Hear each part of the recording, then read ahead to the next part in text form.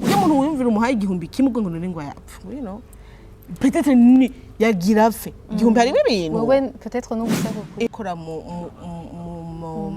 mu ntwaro canke muri entreprise ashaka kuba leader muri communauté yawe ashaka kuba muri délégué canke umukobwa ashizeho video ya yindi nyene umuhungu yashirako ugasanga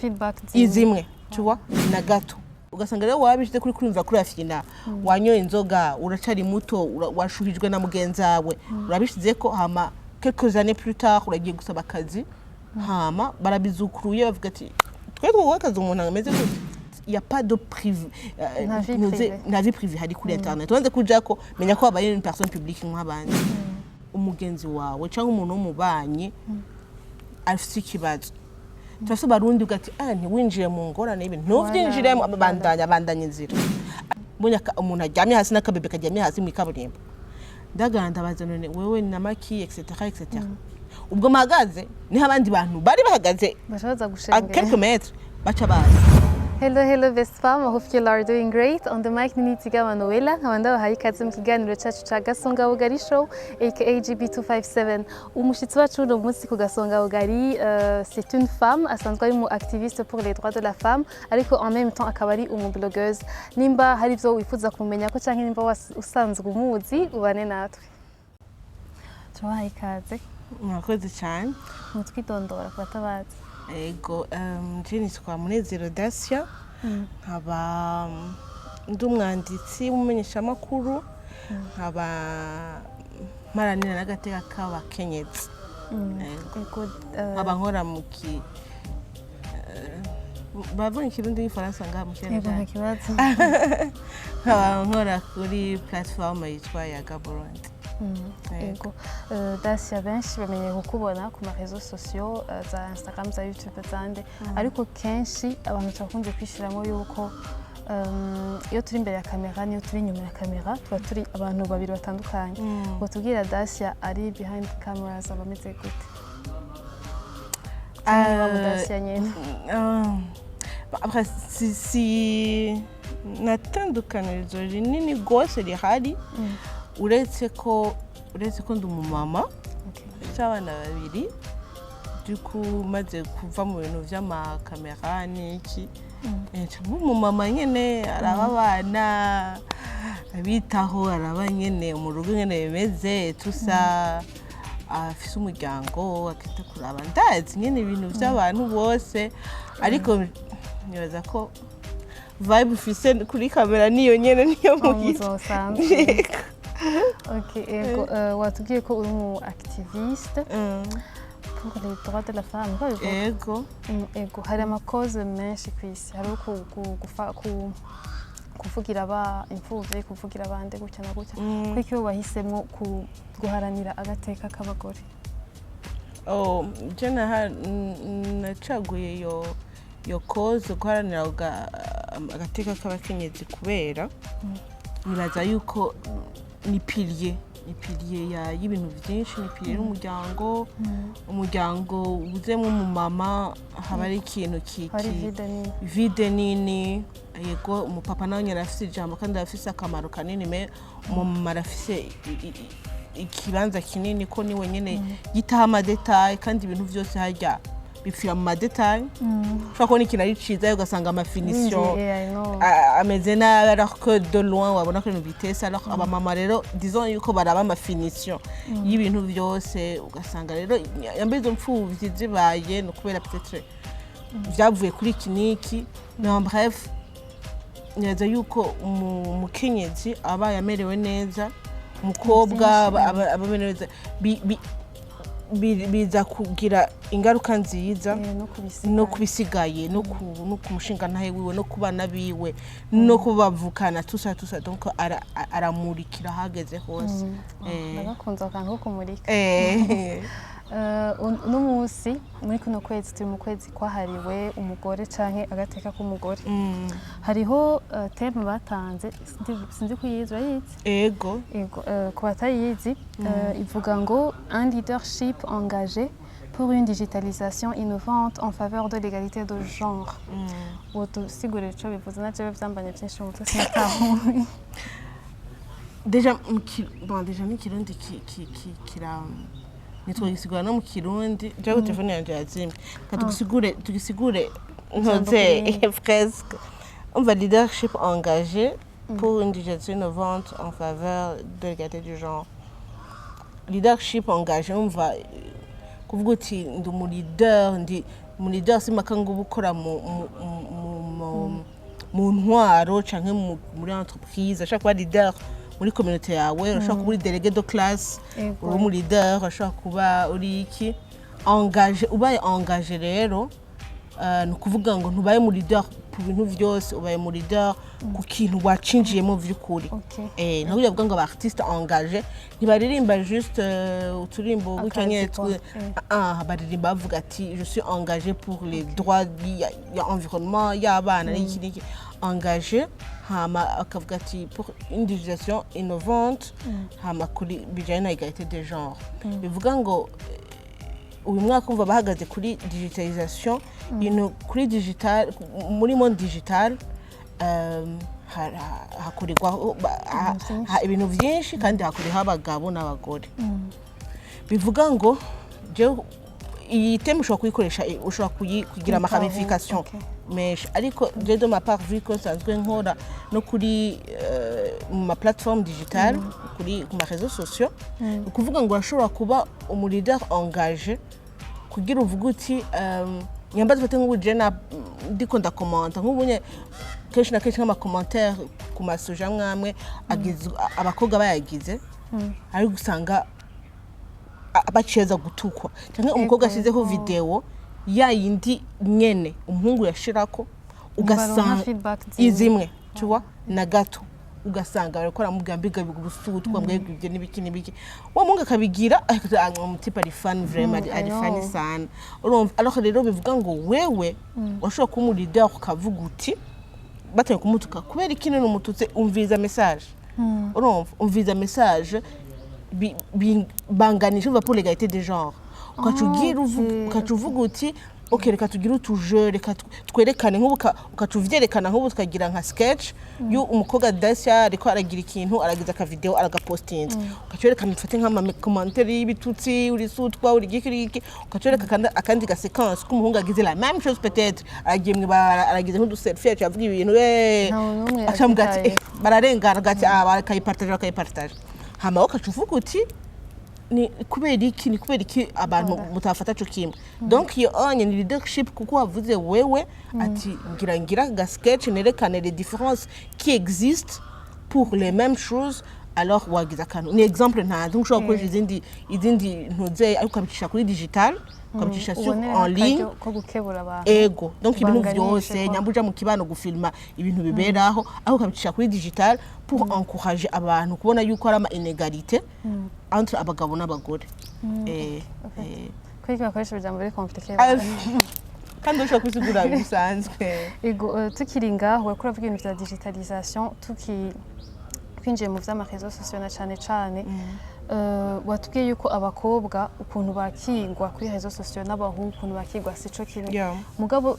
dushatse tureke ivyo vya genre tugize en général réseaux sociaux ifite ingaruka nziza n'ingaruka mbi wowe ubona ari zihe ngaruka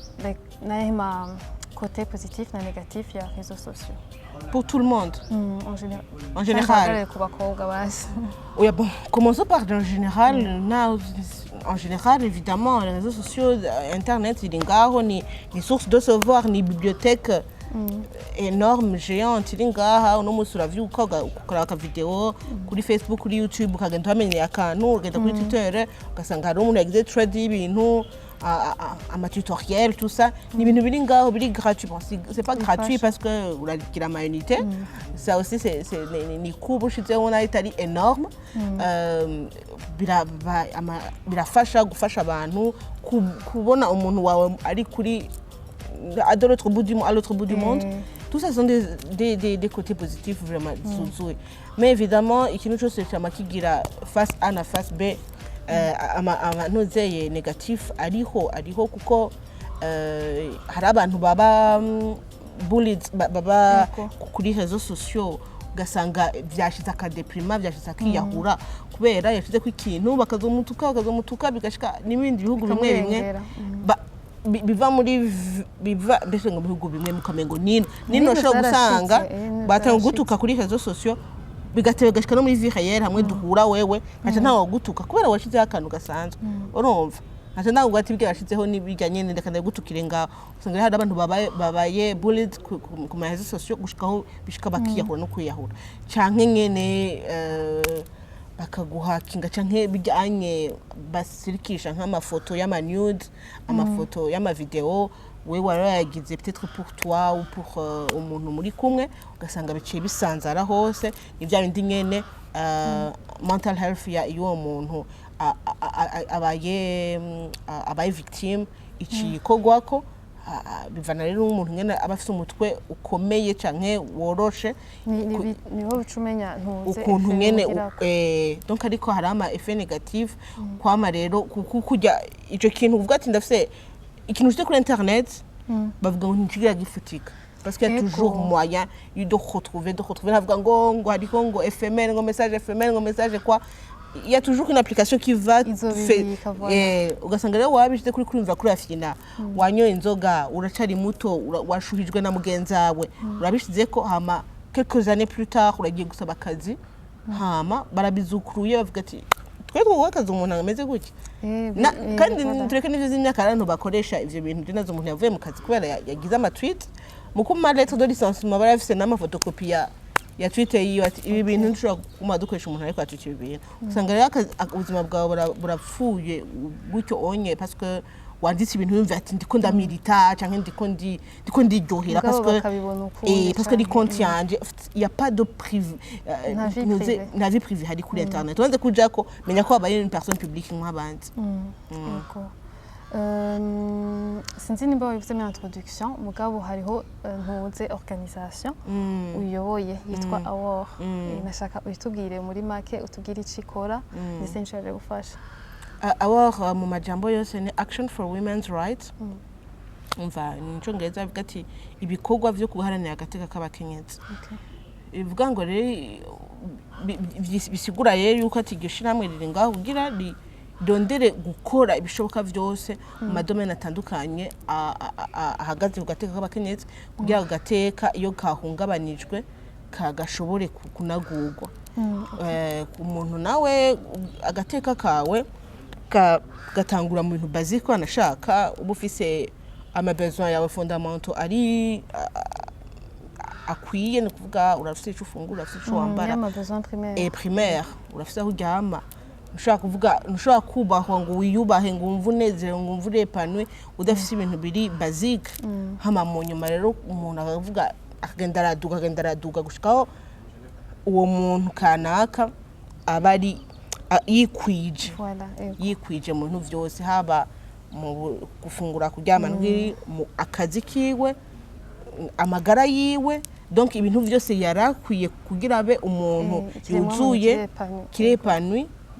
biri satisfait donc rero mu majambo make yo shirame nico ryaje gukora ntivyoroshe mais ko ni byinshi cyane ariko ni byinshi cyane ariko ko mpasanzwe arende mashira hamwe uvuga ngo ubuje ko gushira une pierre à l'édifice ibiri kurubako nibaza yuko muri organisation uri muri position yo mu leader ego nashaka utubwire dukunze kumva bavuga ngo leadership gacubona ni ba president aba ministre abandi abantu bari hejuru wewe ko uri muri iyo position yo mu leader ni gute wo définir leadership déjà tuvuye ni kuba ya ntuze nyinshi ama definition mese ya leader yari mu leadership uvuga ati uri kurarongora abandi certes mais la façon ubarongora niko biza gutandukana et ma façon de voir ni kuvuga ngo urigira umuserviteur si ubivuze gutyo umengo c'est ce sont des phrases d'iki mais je vais t'expliquer ukuntu ndabibona jewe c'est-à-dire ngo wewe ikintu kikurimo ukirongoye bakiguhaye canke wacihaye bivuga ngo utegerezwa gukora icyo ushobora cyose kugira ngo ya ma objectif ahari ashikiwe kuvuga ngo na vya bindi windeye gukora why not kumwereka karorero ukabikora ukagira iki donc vy'ukuri ntugume wicaye uvuga ati ukaja kuri terrain ukagira iki donc abantu baridinga ibintu bitandukanye akaridinga ari kure n'ibiki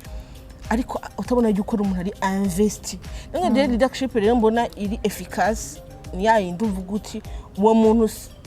umuntu asinya amadokima gusa atazi la réalité sur terrain alors ni kuja ku réalité sur terrain parler avec abo bantu ushaka kulidinga for real kuko ari wiyumvira ati ngenda guhindurira ubuzima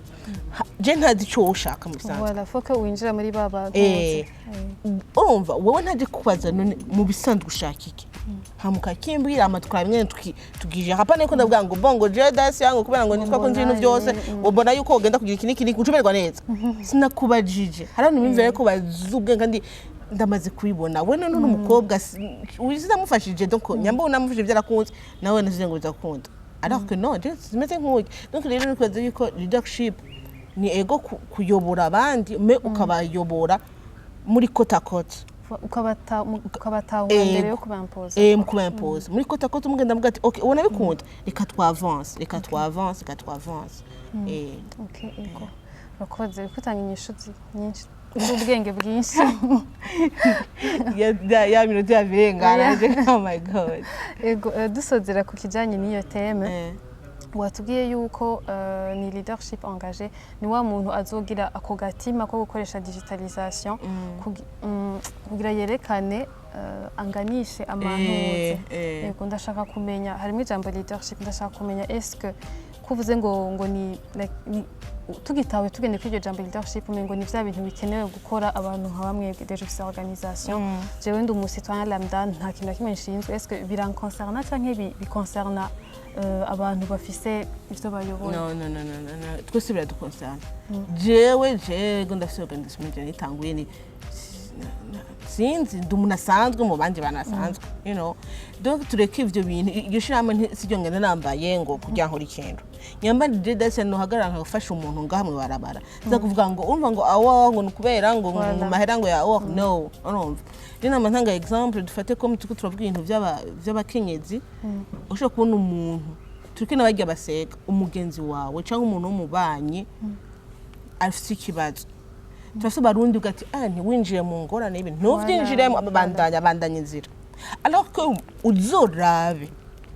utanguye ikintu je nabigize la fois passe ari umuntu abonye sukwitapane ni example chez guha isanzwe kandi abantu bose baragira amubona umuntu abajyantu bajyama mwe barabara yego abantu bose bamurenganye bijya bero rinsiga none usanga yapfuye none usanga gwaye canke usanga yishwe n'inyota yemwe byo muri desert abantu wora afise amahera urafise kinju urafise urumva urarengana kandi urarengana kangwe navyo shaka okay ntiyakubwiye ngo umubakira inzu uravyumva ntabwo ko umubakira inzu so uwo muntu je magazi ndavuga ati none bishoboka je honye mbonye harimo umwana aho rero bicaye bibenze mbonye umuntu aryamye hasi n'akabebe karyamye hasi mu kaburimbo ndaganda baza none wewe na maki etc ubwo magaze ni abandi bantu bari bahagaze bashaza gushengera quelques mètres bacha baza ngo twe twibaza namubajije none je ntukaje nagize magazi n'imodoka ari ariko wari uhagaze ngado puis je ne sais pas combien de temps bivuga rero yuko wewe urusho kubigira ukavuga ati je ndarenganye je ndafise ikintu reka ndamufashwe ati hewe ingumufashe kumuvyura urumva watch ntacu twara peut-être uri wewe umuntu warurenganye ukatubwira hewe gura amazi hajya anye uwo muntu urabaye mu leader parce que tu urikura uratuma abandi bantu autour de toi ubereka ibyo wakora wewe gura amazi kinju hajya wewe zani ikuraho gapira nufise kamuha umwana ariko arakorora zana tumuhanagura icuye donc c'est juste des petites choses comme ça ego kuba mu leader serengo uvuga ngo ndi Nelson Mandela ngo ndi naho hano uragize leadership kubera urasovya ubuzima bwo muntu kandi abantu bari ngaho bameze ngo bamuraba gutyo onye uvuga ati none wewe ntiwogenda kugira iki nawe ntiwogira iki none wogira iki hama mukubigira ntugize umeze ngo oya voilà urumva nuri kuvuga ngo wewe rero ngo mwese mwipange no wewe wabitanguye wari uragira iki niki wagiye mu bitaro uravuga ati hemwe ni muze zya mpunzi uri kuvuga ngo ntigukwira yizane ari abantu bo muri hôpital kanaka bariko barava zizane tuzitware urabaye muri leader baje bagenzi bose mugendana bariko baravuga ngo amahera ngo be yaguye ku mutwe ngo tugende kuyanwike ngo tugende gakembwa ntacu nunyote wariko nunyote ngo tukwerenda ko gatuyatwara hama mugasa murakoze ikoko ujya muntu wiyumvira umuhaye igihumbi kimwe ngo none ngo yapfa you know peut-être ni yagira fe igihumbi harimo ibintu wowe peut-être n'ubusa ko kuri wewe harimo igitumbura tete na jus y'umwana n'ibyo bavyiwe arabaye ho munsi donc rero c'est ça le leadership si engagé quelque part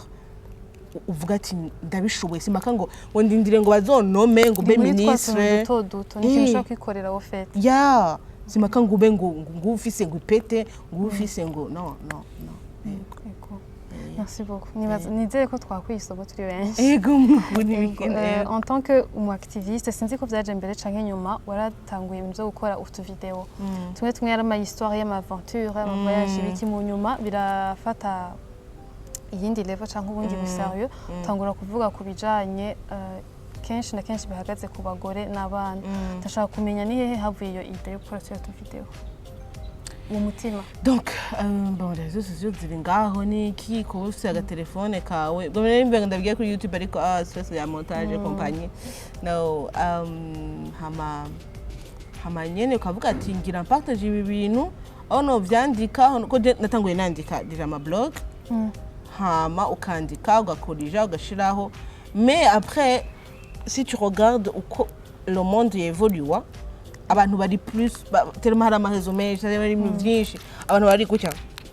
bashaka ivyo baraba kandi rero wanditse article n'ibigumba vyose ukagira ikintu ca 2 pages people be like okay ni bon nawe uciriyemwo kajya kantu karababaza iyo wanditse 5 pages nagira n'umwe like to proof kandi wowe warashizemwo basha yo ibintu vyose ibirungo vyose ufise mu kabati ugasanga bisomye nk'abantu bangahe n'uwo muntu yasomye juste paragraphe ya mbere aca scrolling akagenda donc ati you know what gira aka video basaza gashira ngaho ariko arakora kumviriza urumva hama jene nje navuga ati okay amarticle c'est bien beau tout ça mais les candidats gira tu video niho uvuga ibintu mu mwanya muto canke wavyikuyemo byose wavuze byose hama rero niko vyatanguriye ko navuga ama video ni arabwa gusumba ivyanditswe hama rero kabuge uri muri fan aya ma emotion ashaka gushiramwo izo blague ntibari kuzandika ngo uteri blague ko washaka kwitera uri kurayivuga cyo kimwe nkuko canke ushavure nkuko you know donc rero niho atanguriye iyo idée yo kuvuga ati reka nkoresha ama video niyo message passa plus facilement que aho woza kuvyandika mu gifaransa kigoye bisabiruhisha mu mutwe ya carrément ego tukiri muri iyo nzira nyene y'ukuntu wagiye urashira ibintu abona kuri réseaux sociaux hariho n'iyindi page igeze kuza sinzi nimba ari idea award iza yitwa share your own story ego nibaza je ndi mukunda yobonye nibaza ko yagize impact nini mugabo ni ibintu tutari tumenyereye kumva abantu biyugurura bakavuga ko twabonye ama visage mugabo les détails zari zifise ubundi buremere ndashaka kumenya ukuntu abantu bavyakiriye alors abantu bavyakiriye ukuntu gutandukanye parce que hari abantu bari choqué hari bavuga ati shana kuri ego turabagenze ego ijya page myabyo ariko shaka kwisoma na iblot kwera ni too much kandi nabitahura vraiment n'abandi batavyemera bya bintu bagira ngo ni fiction ni filme ndagusavye ntibibaho nibishoboka nta muntu ashaka gufatwa na papa wiwe nta muntu ashaka gufatwa na grand frère wiwe parce que alors qu'en fait il y a tellement abantu tumenyereye ibintu biri carré umugore akwitwa n'umugabo wewe cyangwa umukobwa bakwita n'umuhungu bakundana et puis voilà cyangwa gufasha ku nguvu n'umuonkle wawe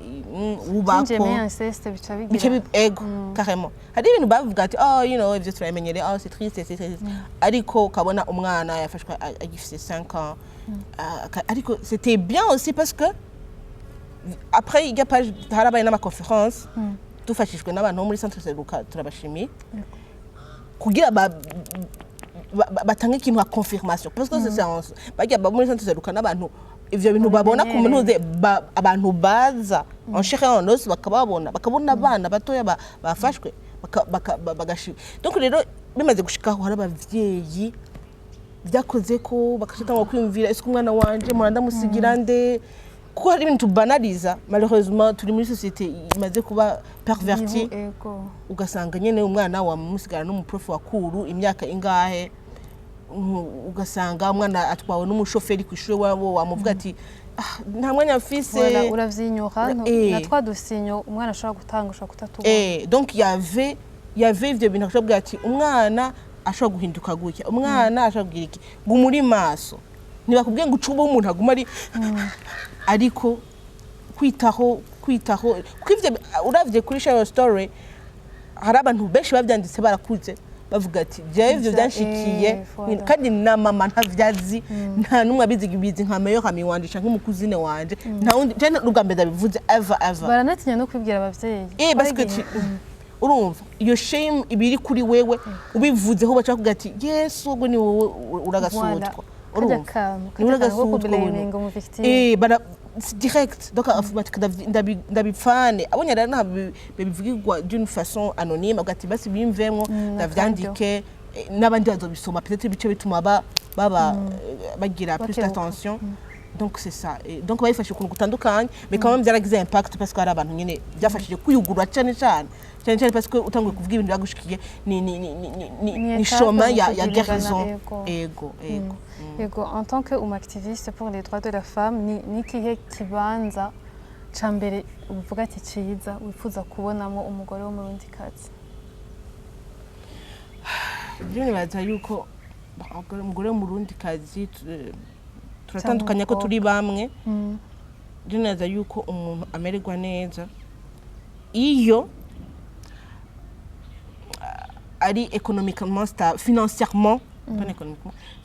stable birakenewe cyane ni base y'ikintu parce que ubukene buragukoresha ibintu tokuyumviriye utagize ari financièrement stable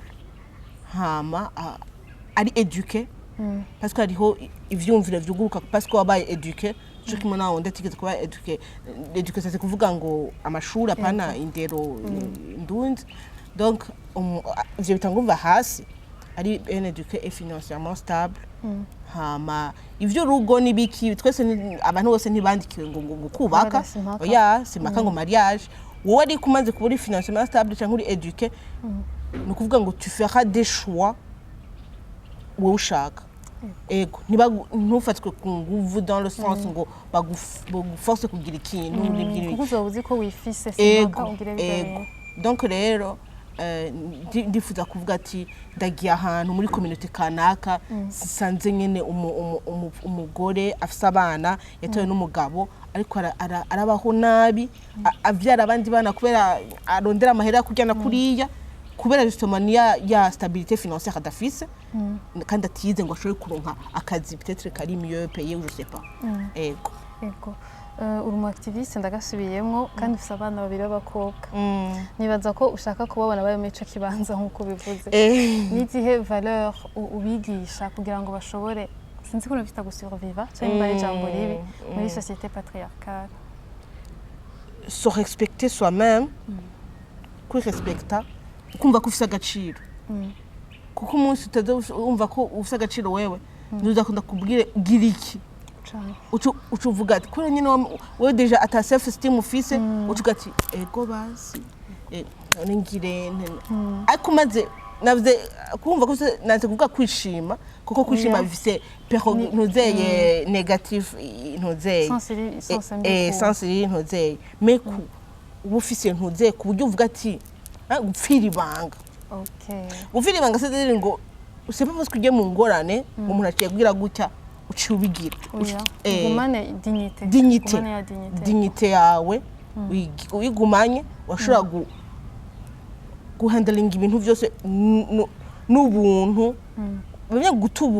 ubwoko aze ngo yataye ubwoko donc yabaye nyene kubera ibingi ariko umaze gukurana iyo dignité respect de soi-même mukangishwa ibintu byose bishika urabikorana nibaze ko ari ikintu kiri très gikomeye cyane parce que mu buzima utuza guhura n'ibibazo uko bigenda kose menye utagifite ubuntu ukangwa n'ibintu byose biciyeho usanga wiruka uri ugiyo biri ego uri cyo biri byose ego watugiye kuri mu bloggers nk'ubu tukubwiye tuti uri